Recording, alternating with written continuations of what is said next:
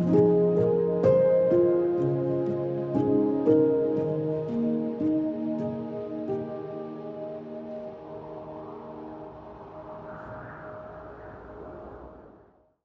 morning, everyone. Welcome here with us. We are so glad to be with you today. As you know, we are busy with our series on the fruit of the Holy Spirit. So this morning, Jan is going to be bringing the message, the fruit of the Spirit, and he's going to focus on kindness. So we are looking forward to your message, Jan.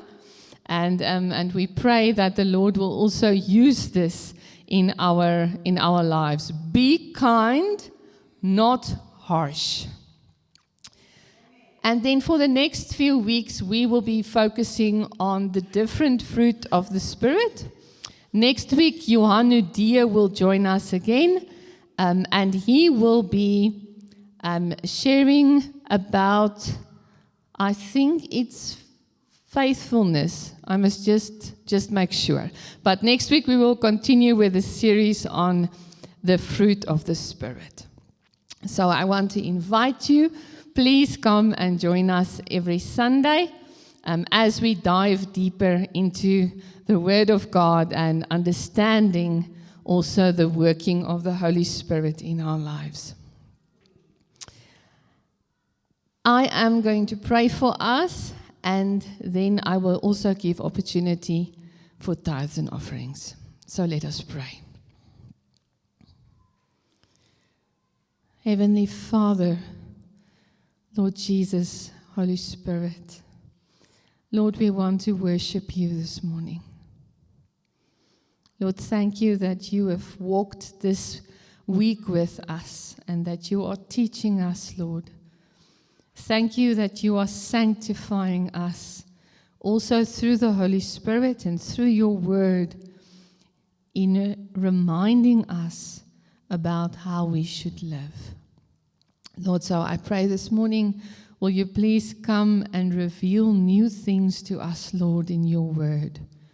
And I ask, Lord, that your word will fall into our hearts and that it will bring a great harvest of righteousness. Lord, thank you that you do not leave us the same as yesterday, but you want to take us deeper into your ways and deeper into the Holy Spirit. So I really pray for that this morning, Lord, that you will come and show us. Come and show us through your Spirit, Lord, where we need to change. And thank you that you grant us the grace and the mercy to change in our ways. Lord, we want to worship you and we give you all the honor and the glory. I ask that you will anoint Jan this morning. And I also want to pray, Lord, for each one of our congregation members. And I want to pray, Lord, that you will be with us. I pray for your protection over each one of us. I ask, Lord, for your provision for each of us. And I thank you, Lord, for your hand that is on our lives, your hand of blessing. Thank you that we can pray this in the name of Jesus. Amen.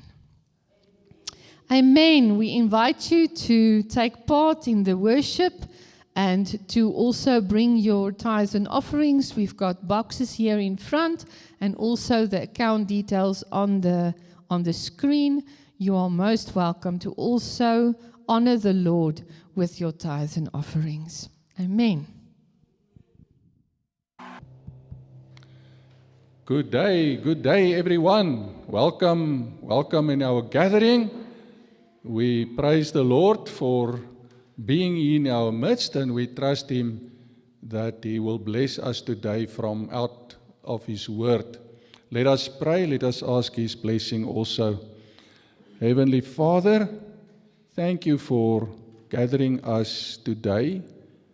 Thank you for being with us. Thank you for what you have done and are still doing. Thank you that we may be on your road of holiness where your Spirit works with us in making us more like Jesus. Thank you for the power and the holiness, the direction that your Spirit grant us. Will you today anoint the speaker and open our hearts and minds that every one of us will grasp what you are telling us. Be glorified in our midst, and we praise you. Thank you for your grace in abundance and your love and care, and that we are not on our own, but you are involved with us, and you do care for us. Allow us to respond well in spite of our nature that is fallible. Grant us that we overcome by taking your hand, the hand of your Spirit, so to speak, and walk with us as we walk according to your Spirit, as we are being led by your Spirit. Thank you for all your promises, and that we may take hold of those applied in our lives. Thank you, Lord. We look forward to what you are sharing with us today. In the name of Jesus, amen. Yes, so we are busy on this journey about the fruit of the Spirit. Remember, we said the fruit is a package deal. I can't take an apple or an orange and not take a banana or something like that. If I can't tell the Lord, I want joy, but I don't want long-suffering. So, fruit is, all of us need to have the whole package of the fruit. It's not plural, it's not different fruits, it's a package deal of the fruit of the Spirit. So, remember we said as well, it's the work of the Spirit. We spoke about our journey and we said God reaches out to us. We are justified by the grace of receiving Jesus, and He paid for us with His blood. So we just receive that justification. But then we are on a way of sanctification.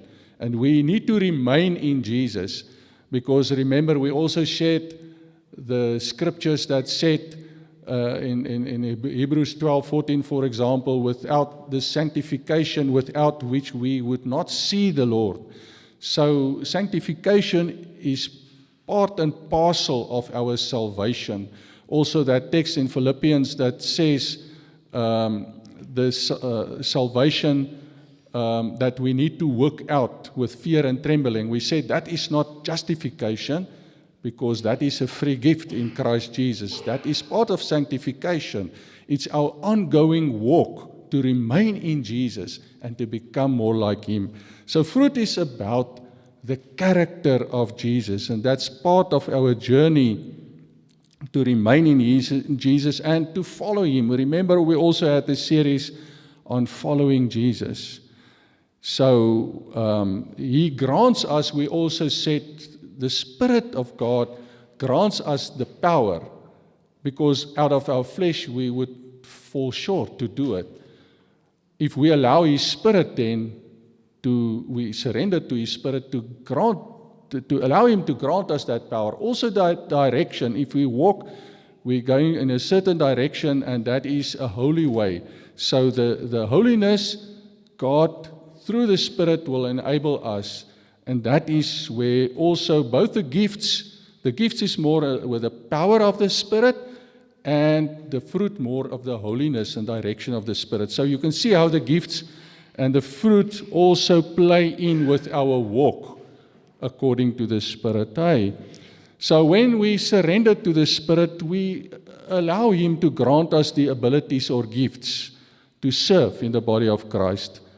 And if we also then He grants us also this character to be formed more and more to be like Jesus. And we are rooted in Jesus. Remember also, He says in John 15, Jesus said, I am the vine and you are the branches. If you remain in me, if you abide in me, you will bear much fruit.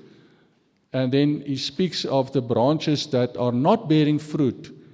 those He will pluck out, and that they will cast away. But those that bear fruit, He will prune, so that they can even bear more fruit. Hey. So our text, let me just open my, there you are, Galatians 5:22 to 23. This is the text about the fruit of the Spirit. The fruit of the Spirit is love, is joy, peace, long-suffering, kindness, goodness, faithfulness or faith, meekness, which sometimes are translated gentleness, self-control. Against such there is no law. So I'm going to talk about a cluster of those, 3 of the aspects of the fruit that belongs to close together, but they are distinct. They are in Greek there are different words, but sometimes they are translated in English to have sort of the same meaning. But the cluster, I'm going to do the first one today, but of course on different Sundays we will do the other 3. So I'm going to tell you about that now, to show you. So we're going to first have a lesson in Greek. So when you are exiting here today, maybe you will speak Greek to someone. No. The first column there are the 9 aspects of the fruit that we read about in Galatians 5. The first column, you may see there is love, agape, there is joy, chara, there is peace, irene. Sometimes a girl has got the name Irene, that is peace actually. Hey. So the last column, the third column, you will see there long-suffering, makrothumia, faithfulness or faith, pistis, and then the self-control, ekkrateia. Okay, so those are the first and the third column, but the middle column is the one that I'm going to share about, and we're going to start today with the top one, kindness. So kindness is Christotes. And then there's goodness, agathosune. Meekness is proutes. Now, the reason why I'm sharing the Greek is because in English there's a lot of confusion. The kindness sometimes are also translated in the Bible as goodness. Now, how does it then differ from the other, from agathosune, that's also translated as goodness? Now, I need to point out to you that kindness is a gentle type of goodness. And the other word, agathosune, is a firm type of goodness. So there's a different type of goodness. And sometimes even the kindness is translated sometimes as gentleness, but then there's also meekness that's also translated sometimes as gentleness. That's why we need to look at the Greek. There's definitely 3 distinct, separate concepts, but in English you get confused because they translated them, they are very close to one another, but there's subtle differences. So today we're speaking then about kindness that is Christotes. So the question then is, how can you, and I've explained it a bit, how can you translate it agathosune and Christotes both as goodness? Because if you understand, like I've said, there are different types of goodness. Now, the one is more gentle, and the other less harsh, and the other one is more firm, more like rebuking someone. If you rebuke someone, you must still do it in love. You must still edify. You mustn't break down, but you need to take firm action that is less kind. You're working with like tough love. You need to correct someone, but you're doing him still good by pointing something out that he needs to address. You want to build him up. That is also goodness. But it's more severe because he needs to address something. It's like rebuking, reprimanding someone. So that is the second type of goodness on which we will speak next time. Today we speak about the kind type of goodness, gentle goodness, which is kind and not harsh. But both are part of the fruit of the Spirit. And as the Spirit leads us, sometimes we need this type, the kindness type, and sometimes we need the more firm, the more sterner type. Hey? So then, of course, meekness is the third one that lies very close. That's also gentleness. I prefer meekness because it explains it more, but that's our third topic in my mini-series about these three. So we will speak about goodness and meekness later. So today we focus then, like we've said, on being kind, not harsh. And that is the Greek word Christotes, that is translated as kindness. And that's the opposite of harshness and severity. And it's a sort of gentleness, a gentle goodness.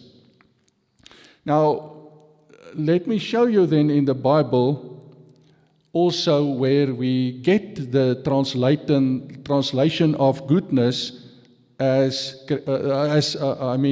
the translation of Christotes that we know now is kindness, but it's used as goodness in the translation. So there you can see Paul writing to the Roman church, and he says, therefore consider the goodness, but that word goodness is actually Christotes, that's kindness. Therefore consider the kindness and severity of God. So you can see that Paul is he's contrasting the two terms, kindness versus severity. So this goodness is kindness, at the other extreme is severity, and God can also be severe. So he says, and severity of God on those who fell. So God's character is both severity and kindness. But toward you, goodness of kindness, Christotes, if you continue in his kindness, otherwise you will be cut off. So we see clearly here that God works also with severity. It's an aspect of his righteousness. Both kindness and severity are aspects of his righteousness. On the one hand, he is kind and gentle and loving and generous and well-disposed. But he can also be severe and harsh towards some. He's a God of judgment as well. Because if you are righteous, you need to condemn sin. You need to address sin and act harshly on sin. Hopefully people will come out of sin to experience God's kindness. Hey? So it's interesting then to note that in the Bible, these words portray ideas that even apply to objects. We spoke now about kindness and we apply it to people, but I'm going to show you two examples where this word or a related word, a form of the word that describe kindness can also describe an object. So even an object can be kind or not. Just to see how the Bible keep on using these words and apply it to different situations. So this is an interesting one. So I'm going to Luke 5, and Jesus speaks here about, of course, the symbol of the Holy Spirit, the new covenant, that is like new wine. But the Pharisees and those guys, they stuck to the old covenant. And now he uses the symbol of wine. Now let's see what he says. Well, Jesus says, and no one having drunk old wine immediately desires new, for he says the old is better. That word that in English is translated with better is also the word for kind. Remember, kindness we're dealing today, Christotes, and this is Christoteros. So actually Jesus says, this old wine is more kind. Now, how can you understand that? You need to know something about wine, of course. So we know that old wine, if wine gets older, it becomes less harsh, it becomes more smooth, more mellow. So it becomes more kind on the tongue. So actually what Jesus is telling you, these guys don't want to come over to the new wine, and he is using the metaphor, the new covenant, because the old wine is more kind to them. In their religion, they're used to these legal things, but now the time of the Spirit has come and they need to move over. The Spirit is actually better, but they cling on to the old wine because it's kinder. They are used to it. They have grown up to it. They don't want to make a change, but they need to. But it's like old wine that is kind. That's the same word that is used for kindness and the fruit of the Spirit. So you can see an object like wine can also be kind. Older wine becomes mellow and soft, and it's nice, and they stick to the old wine. There's another object. This is also a very interesting one. Matthew 11, verse 30. Jesus says, my yoke is easy. That word for easy is kind. It's also Christos. It's my yoke is kind, my burden is light. Now what makes this very interesting, you know that Jesus, his stepfather, his earthly father, Joseph, was a carpenter. And Jesus, we also read outside of the Bible in the documents of the church fathers, Jesus then also had this occupation of carpentry until he was 30, until he was called by his heavenly Father for ministry. And Jesus was a carpenter. Do you know what is written in those writings, those documents that we find in the history of the church fathers outside of the Bible? Jesus' speciality was making oxen yokes. So when he says, my yoke is kind, it's a double meaning. He really produced ox yokes as well. But of course now the metaphor is spiritually speaking, because his burden is soft. If we load ourselves with the burden of legalism, of trying to comply to the old covenant law and our own fleshly efforts, we fail, because that's a tough burden. And the Pharisees loaded the people with additional little laws that they made. They came up with so many burdens for the people. And Jesus paid the price with his blood. And in him, we don't need to carry those burdens. So his yoke is kind to us. Can you see how rich this text actually is? The yoke of Jesus is kind and his burden is light. The same word, kindness, that's used for the fruit of the Spirit. Jesus' yoke is that. And also wine that matures is kind. It's not harsh. Very beautiful examples from God's word. So a person who has this fruit of kindness is not harsh, is not severe, at least not at the right times, because we need the other type of goodness as well to be more firm, but God's Spirit will tell us when it's the right time. We are like complex, multidimensional Christians. When it is required, we need to exercise this character trait, and the Spirit must guide us. We walk with the Spirit. At another time, we can be more firm with our goodness. We can reprimand. We can use the agathosune, where kindness is more gentle. Goodness, we use kindness. So we need to balance these two. They're both part of the fruit of the Spirit. The one is tough love, and the one is gentle kindness.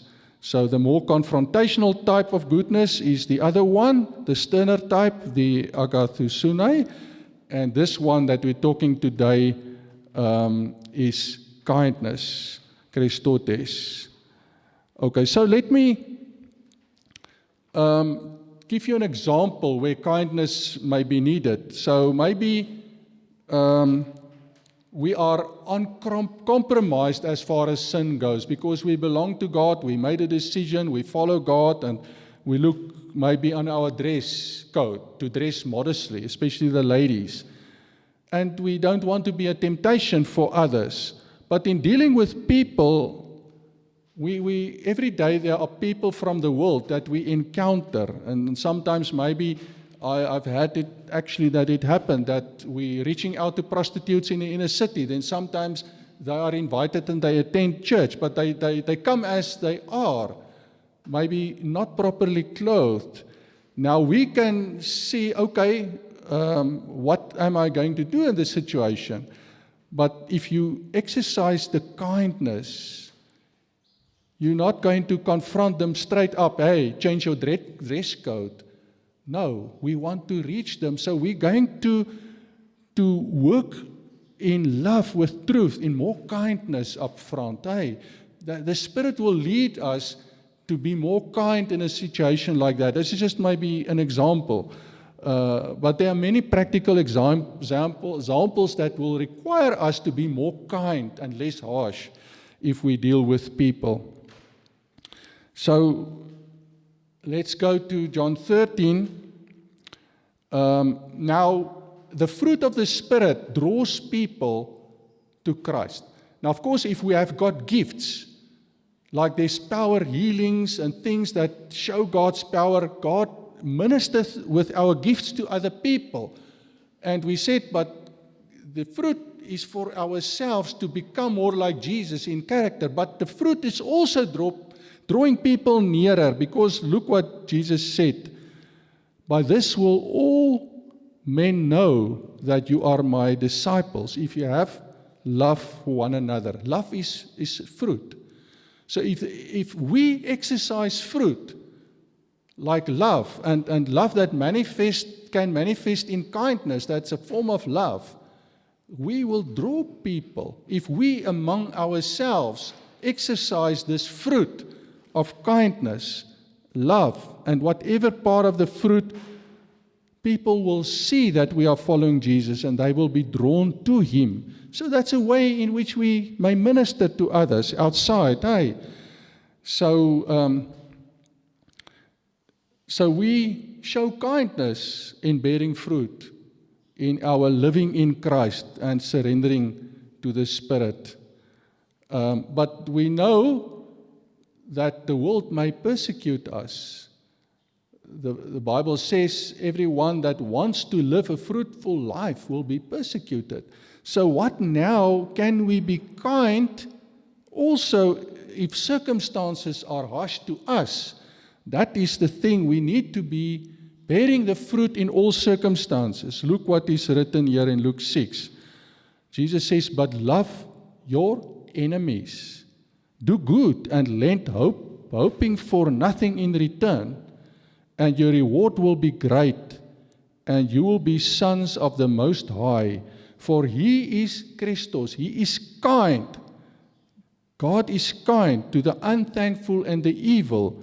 Therefore be merciful, just as your Father is also merciful.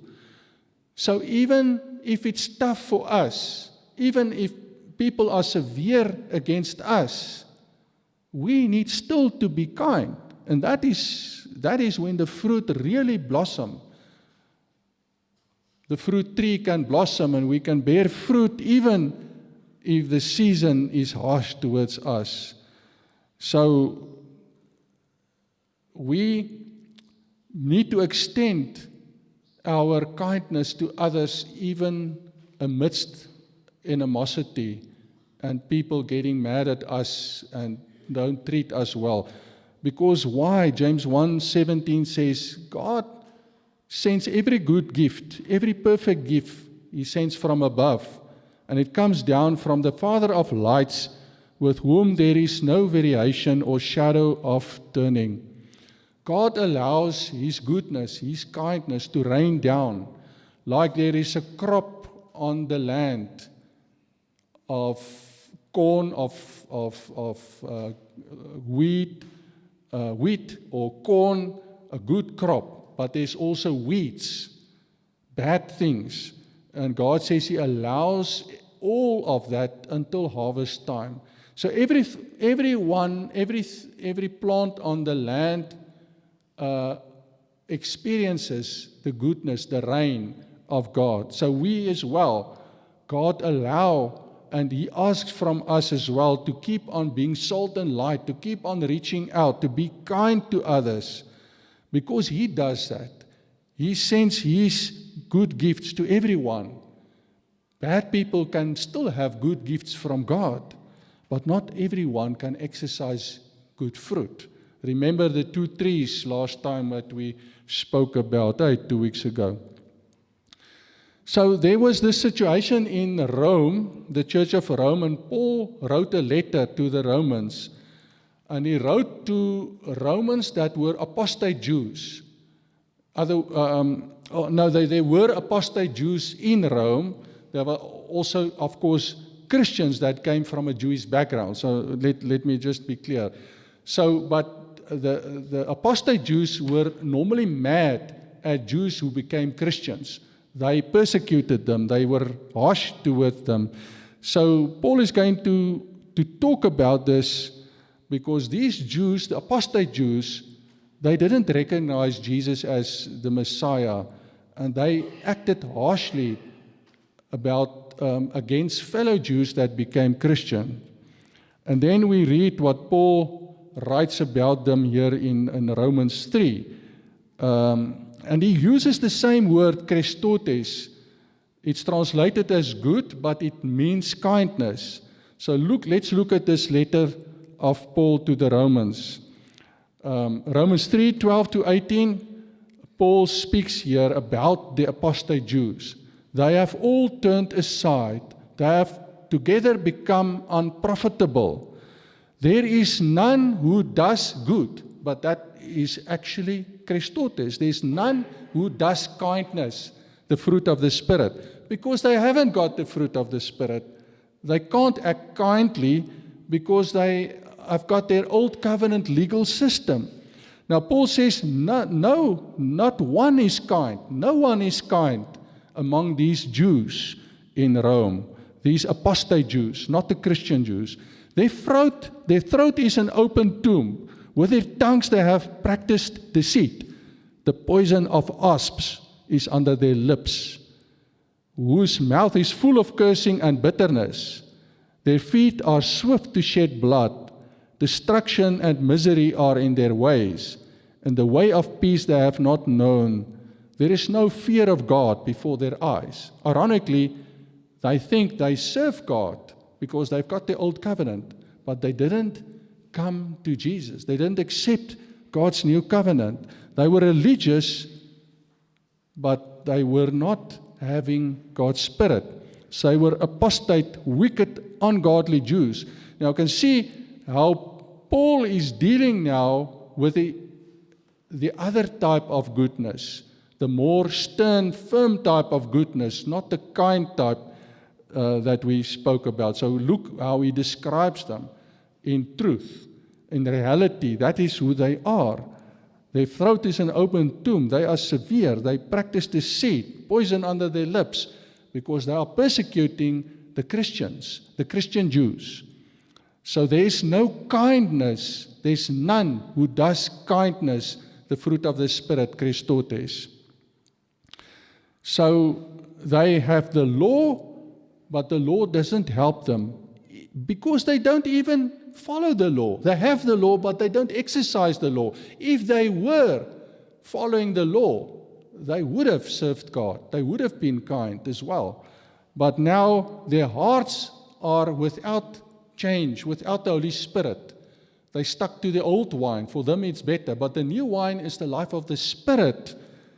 And they haven't received the Spirit. They don't operate. They are not led by the Spirit, so they haven't got the kindness. They are severe. They persecute others that are righteous, just because of their religious preferences. We can also recall, if we read the parable of the Good Samaritan in the Bible, it's also a story that tells us about Jewish leaders. You know, the priest, the Levite, how they passed, the Samaritan was from Samaria, but the guy was, in the story there was a guy, that we don't know who he was, but a Samaritan in the end helped him. He was not a Jew that helped him, but the guy that was lying there, he was beaten up by thugs and robbed and left half dead. And in the Jews' thinking, they're not going to help the Gentiles. Maybe they thought this guy was a Gentile. Maybe the guy that was robbed. Maybe they thought the robbed man was a sinner and that God's judgment is come on him or something like that. But they didn't help him. It asked the Samaritan that hasn't got that world view to really show compassion and to help. So they didn't show kindness, these Jews as well, like Paul wrote here in Romans to the apostate Jews as well. Even the religious leaders, the Levite and the priest, they walked past. They didn't show the kindness. So even if we are very religious, we need to ensure that we not operate in the flesh, but we operate from the Spirit to show kindness. Even in the history of the church, if we look at the Roman Catholic system in the Dark Ages, where the rulers there, they persecuted true Christians, and the papacy. The papacy is the leadership of the Roman Catholic system. They persecuted, they killed 50 million true Christians over lots of years, in a period of 1,000 years in the Dark Ages. But they were claiming to be Christians themselves, but they were apostate. They didn't have kindness. They didn't walk with the Spirit.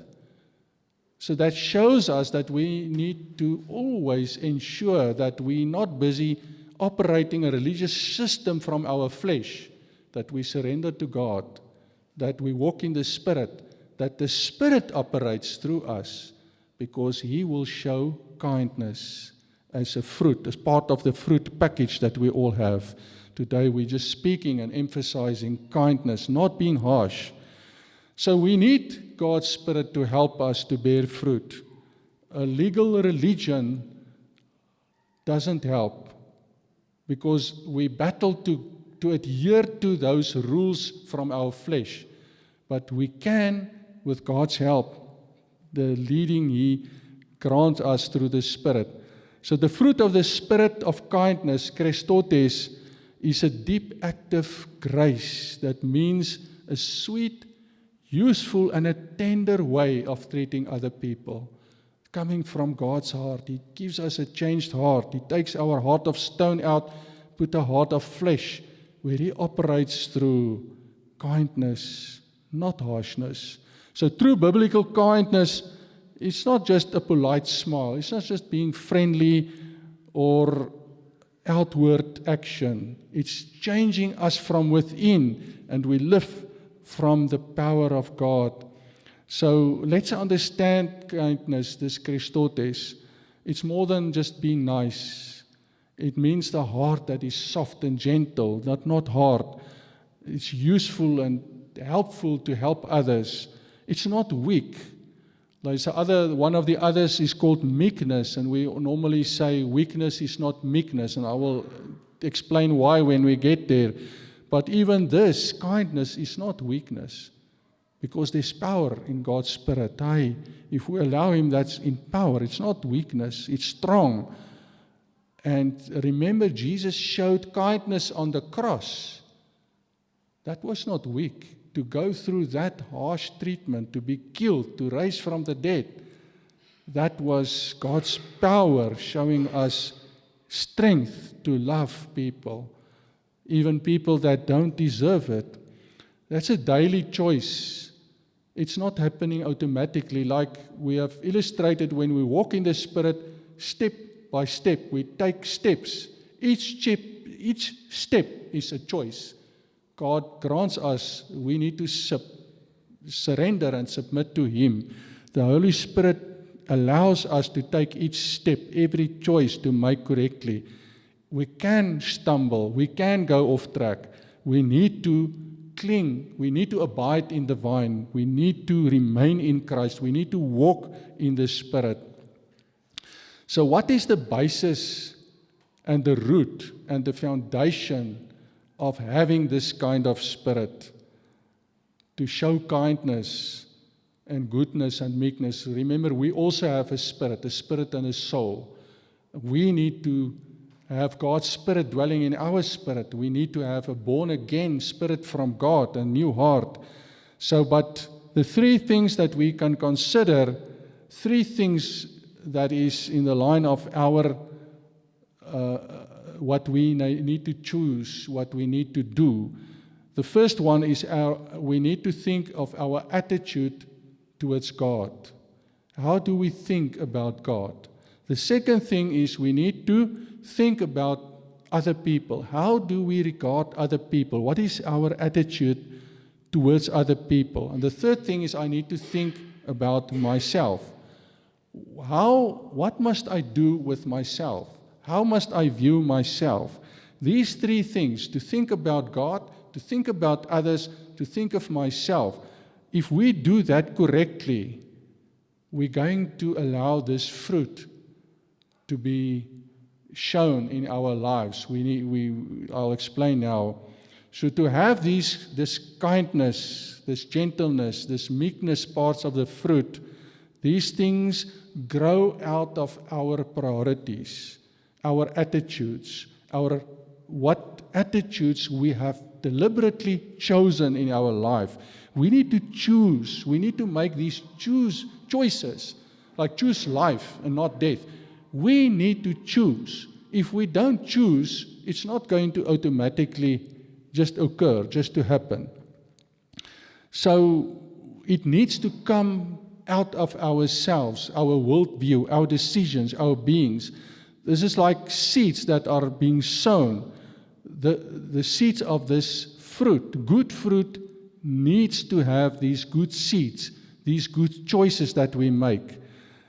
And these fruit have got roots under the surface. So the root, I'm rooted in Christ. So I must align my decisions, my how I think about others and God and myself must be rooted in God, in Christ. If I make the right decisions, these root things will permeate all of my thinking, and that is important. So we sometimes are not even aware how these deep thinking about things determine our actions. It's below the surface, it's in the root, under the ground. But the attitudes and those things determine the fruit that I'm going to bear.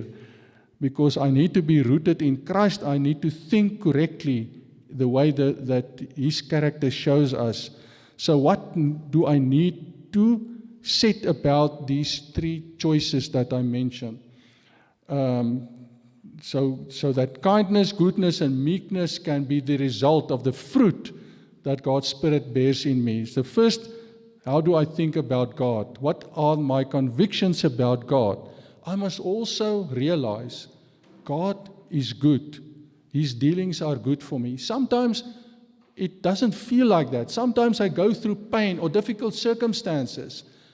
But we read that text that the Father of lights, He gives good gifts to us.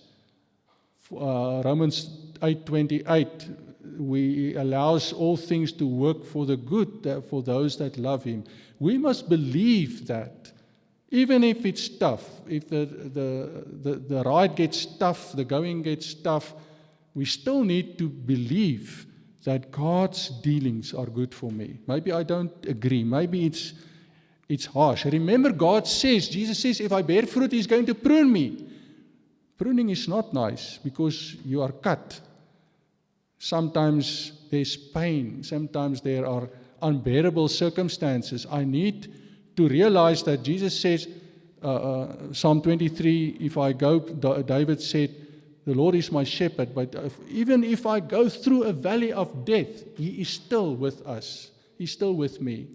So I need to always have this truth about God. His dealings are good for me. That's the first one about God. I must believe that, and it must be in my rooted thinking system, my framework of mind, my view. God is good. His dealings are good. The second one about other people. All of them need grace. I can't be harsh because now I criticize that guy does something. No, that is terrible. I would never do that. I would never wear clothes like that. That is a prostitute, or this or that. Whatever the circumstances are, I can be very critical of other people and say, oh, then I actually say I'm better. But I also made mistakes. I also need God's grace. And if I can then realize the enemy is not other people. The enemy is a spiritual enemy, Satan and his evil forces. We wrestle not against flesh and blood, but against the spiritual forces of evil and darkness. So I don't need to position myself against other people, people that do a lot of wrong things. I must be also kind to them because I receive God's kindness for myself. And I'm a sinner. No one of us has not ever sinned. We all have sinned and we fall short of the glory of God, Romans 3:23. So if we adjust our worldview, other people need also the grace of God. I'm privileged if I have accepted it already. Now, if I can be kind towards them, maybe the kindness and the love, if we have love among one another, we will draw people to see we are following Jesus, and His kindness will be salt and light to people and draw other people. So I need to view other people, not with harshness, not with condemnation. Of course, if I love, I need to address, and that's where the goodness, the agathosune, comes in, agathosune, where I can be good with tough love by rebuking, but it's not in such a way that I break down, because I need always to edify. If I address something when it is required, I need the Spirit's guidance when it is necessary to work with a more firm kind of goodness. Otherwise, I show the kindness, the gentle goodness. So, but we need to understand that all people need grace, not myself. And how do I think about myself then? Because we think about God, that He's always good. We think about others, that they also need grace, like myself. I must die to myself. I must take up my cross and follow Jesus. That means it's not about me. It's about God, His kindness, His glory. So I don't really matter if I am not focused on myself and want to benefit myself and want to be acknowledged, want to be regarded as important. No, I must let go of that view of myself that I'm so important that the world turns around myself and so forth. I must lay that down. God needs to be glorified. So if those three things can be done, if I view God as always good, other people as always in need of grace, and myself as always needing to lay myself, my own importance down, that I don't live from my soul, from my feelings, from my perceptions, but from God's Spirit that wants to guide me. So I'm not so expendable. I'm expendable. It's not about myself. So that is the view. So of course we are significant in God's kingdom. That doesn't mean I'm valueless for God. It's just how I view myself. God will use me, and actually He will use me more, because He says if the seed doesn't fall in the ground and die, it can't raise up again and grow and bear fruit. So it's important from God's perspective that I view myself in such a way that I'm expendable, that God is important. Now, let's show you a verse, 2 Corinthians 4, to illustrate this point. I need to realize my place in the kingdom to bring glory to God and to enjoy the fruit of His Spirit. 2 Corinthians 4 verse 7, Paul writes, "But we have this treasure in earthen vessels, that the excellence of the power may be of God and not of us." It's about God. It's His power. We can't brag because we bear good fruit. We can't brag because we have got a gift. We acknowledge God as granting that to us. We are hard-pressed on every side, verse 8, yet not crushed. We are perplexed, but not in despair. Persecuted, but not forsaken. Struck down, but not destroyed. Always carrying about in the body of the dying of the Lord Jesus, that the life of Jesus also may be manifest in our body. So we like this clay pot, this earthen vessel. The pot can be broken, but the treasure inside, it's about that treasure. It's about God's presence, God's power. So even if I'm crushed, the treasure needs to come out. It's not about the clay pot. I am like a clay pot. Every one of us like a vulnerable clay pot. I don't need to go and boast and flatter about myself among people. I don't need to think that I deserve to be treated well by people or be honored by people or by even esteemed by people or even by myself. I can have this blissful attitude of forgetting that I even thought I had rights. So it's not about human rights. It's about God's glory. Hey, we know in the politics they fight about human rights, but in the Christian environment, it's not about our rights. It's actually about God's grace and our privileges because of His grace. I can't just go about this business of seeing that God deserves or gets what He deserves out of me and out of my responses. So that's the Christian attitude. God needs to be honored and glorified, not myself. And this attitude about myself, about God and about others, bring forth, on the guidance of God's Spirit, this fruit, the ability to be kind, the ability to be merciful, to be gentle, to be meek. These things are the fruit of the Spirit, because in myself they are the attitudes, the priority attitudes, and now the Spirit can produce them in me because I'm not in the way. If it's about myself, I can hinder the Spirit, I can disappoint the Spirit and quench the Spirit. So I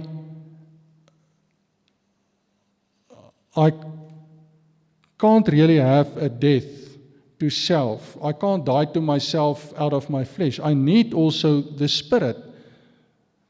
God's Spirit can help me so that I lay down my life, so that His work in me is established. So not from our own nature, not from our flesh, because from ourselves, our instincts are self-preservation. We want to survive. We want to have acknowledgement. We want to shine. It costs us to lay down our own interest, our own preferences. Now, it's a work of grace. We don't earn it. We don't deserve it. The Spirit does this work of grace, but it's available free for us from God's side if we allow Him. So this attitude that we have now mentioned, this view about others, about God and ourselves, that's the basic foundation for our Christian attitude. That is underneath the surface so that I can bear fruit. And now, out of these attitudes, these choices that I need to make in order to bear fruit, these choices, if I made them well, I can experience how God's Spirit bears these fruit. I can become fruitful, and my behavior will be a fruitful behavior. So let us then remain in Christ. Let us make these choices in ourselves, like I've set them forth now. Allow God to prune us that we bear fruit, and then including what we are focused on today, to be kind and not harsh when it's required. Remember, it's a package. We also deal with the other aspects, the other parts of this fruit. So, we need then, we would like to bear God's character, the character of Jesus Christ, the fruit, and today let us bear the fruit, the part of the fruit that is kind to others and not harsh. Amen.